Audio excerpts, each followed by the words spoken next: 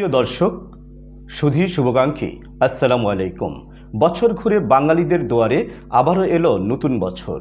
রাত পোহালেই উদিত হবে নতুন সূর্য, শুরু হবে বাংলা নতুন বছর। বৈশাখ মানেই আনন্দ, বৈশাখ মানেই বাংলা সনের প্রথম মাস। এ মাসের প্রথম দিন অর্থাৎ পহেলা বৈশাখ বাংলা নববর্ষের প্রথম দিন। তাই এদিনকে উৎসব আনন্দে বরণ করে নেয় বাঙালিরা। এটি বাঙালির একটি সার্বজনীন লোক উৎসব। অতীতের সব ত্রুটি বিচ্যুতি ও ব্যর্থতার গ্লানি ভুলে নতুন করে সুখ শান্তি ও সমৃদ্ধি কামনায় সার্বজনীনভাবে পালিত হয় এই বাংলা নববর্ষ।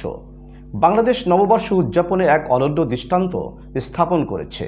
প্রতি বছর এদেশে ভিন্ন আঙ্গিকে উদযাপন হয় বাঙালিদের এই প্রাণের উৎসব।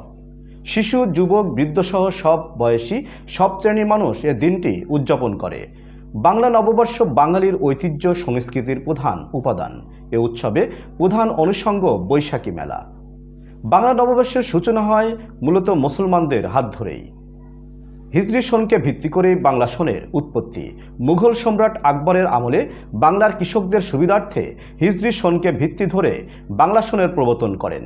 তাই প্রতি বছরের ন্যায় এবারও অতীতের গ্লানি দুঃখ জরা মুছে বাংলা নববর্ষ বাঙালিদের কাছে আনন্দের বার্তা নিয়ে হাজির হচ্ছে। বাংলা নববর্ষকে কেন্দ্র করে ব্যবসায়ীরা সারা বছর হিসাব নিকাশ করে থাকেন, হালখাতা খোলেন, ক্রেতারা বকেয়া শোধ করেন। শত শত বছর ধরে এ ধারা চলে আসছে। আশা কথা, বাংলা নববর্ষকে কেন্দ্র করে বৈশাখী অর্থনীতিও বেশ চাঙ্গা হয়ে ওঠে।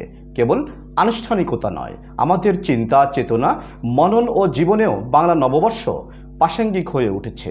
কেবল আনুষ্ঠানিকতা নয়। বিদায় 1431, স্বাগত 1432। আপনাদের আগামী দিনগুলো হোক আরও সুন্দর ও রঙিন। শুভ নববর্ষ। সবাই ভালো থাকুন, সুন্দর থাকুন, সুস্থ থাকুন। আল্লাহ হাফেজ।